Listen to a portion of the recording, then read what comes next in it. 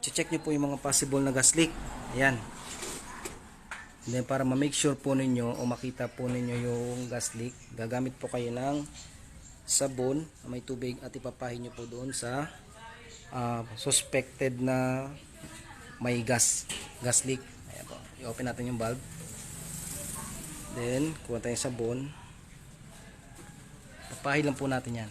Ayan.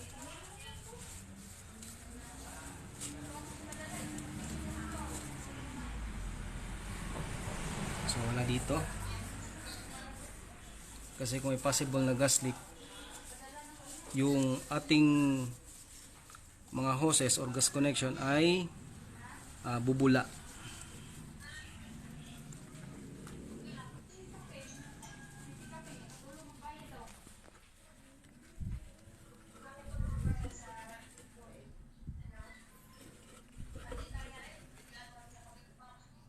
So wala dito yung gas leak. Proceed tayo dito sa harap. Ito yung handle o yung gas valve nitong oven.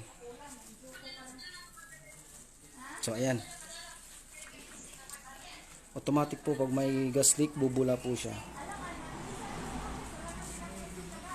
So pwede na kayong mag-conduct ng repair. Gagawin nyo, i-off lang yung gas valve and then pwede na kayo mag-repair nung may gas leak na parts.